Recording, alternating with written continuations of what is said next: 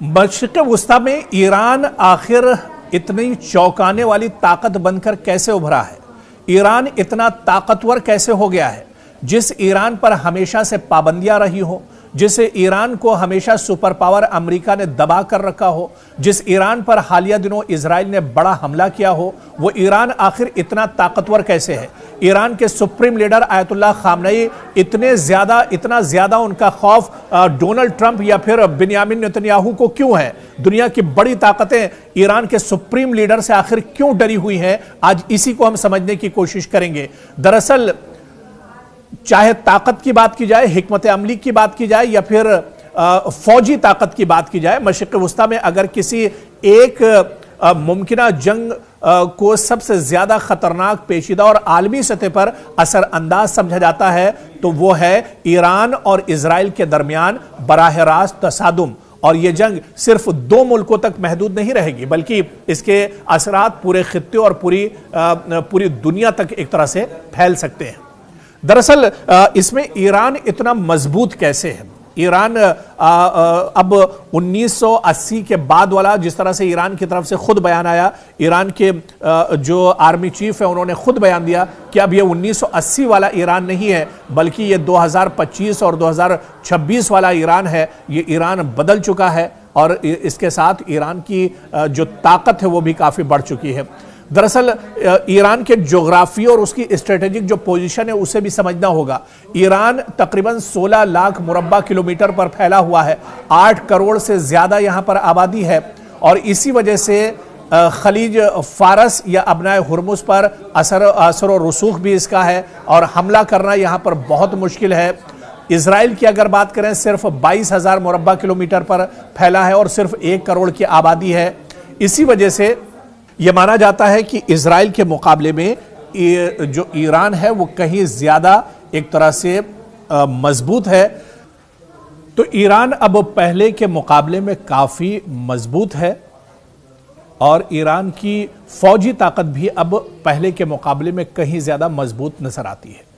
यही वजह है कि मिडिल ईस्ट की बात की जाए या मशरिक़ वुस्ता में ईरान जितने भी अरब ममालिक हैं उनमें सबसे मजबूत एक तरह से माना जाता है और हमेशा से अमेरिका या इजराइल की नज़र इसी वजह से ईरान पर बनी रहती है। और कहीं ना कहीं ईरान को तोड़ने की बात भी की जाती है, लेकिन जिस तरह से ईरान मजबूत है, ईरान जिस तरह से आयतुल्लाह अली खामनेई पूरे मुल्क को मुत्तहिद करके एक तरह से चल रहे हैं, ये भी ईरान की एक बड़ी जीत है। और यही वजह है कि चाहे इजराइल की बात की जाए या फिर अमेरिका की बात की जाए, ये किसी बड़े हमले का मंसूबा एक तरह से नहीं बना सकते हैं।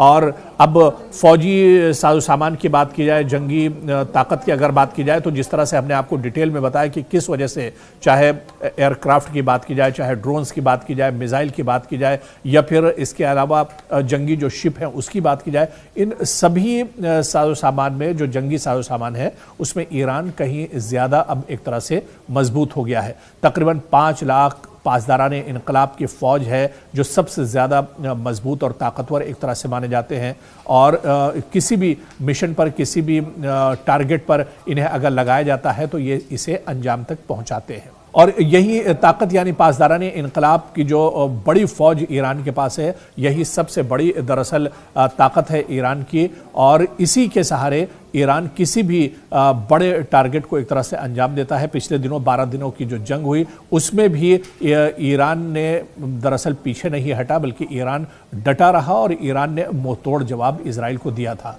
तो कुल मिलाकर ये कहा जा सकता है कि मशरिक़ वुस्ता में अरब ममालिक में जो सबसे बड़ी ताकत है वो ईरान है और ईरान पर कोई भी ताकत या कोई भी सुपर पावर इसी वजह से दरअसल चढ़ाई नहीं करता है या हमला नहीं करता है। इजराइल ने गलती की थी और उसे एक तरह से इस गलती का भुगतना पड़ा जो पिछले दिनों जंग हुई थी और उस जंग के बाद इजराइल को काफ़ी ज़्यादा परेशानियों का सामना एक तरह से करना पड़ा है। तो और अब कुल मिलाकर जो सियासी सूरत हाल है मशरिक़ वुस्ता की और ईरान के साथ, आप देखिए कि ईरान अब तनहा नहीं रह गया है। 2025 में जो लड़ाई हुई थी, जो जंग हुई थी, उसके बाद ईरान कहीं और ज़्यादा मजबूत हुआ है। ईरान ने आलमी सतह पर अपने दोस्त बढ़ाए हैं। ईरान ने आलमी सतह पर जो सुपर पावर ताकतें हैं, चाहे रशिया की बात की जाए या फिर चीन की बात की जाए, उनके साथ इसके ताल्लुकात बेहतर हो गए हैं। और ऐसे में अमेरिका भी ये देख रहा है कि ईरान अब अकेला नहीं है। ईरान पर अब जब हमले के बाद अमेरिका की तरफ से, डोनाल्ड ट्रंप की तरफ से की जा रही थी, तो उस वक्त भी आप देखिए कि जितने भी मशरिक़ वस्ता के इस्लामी ममालिक हैं, बड़े जो ममालिक हैं, वो भी कहीं ना कहीं ईरान के साथ खड़े नजर आए थे।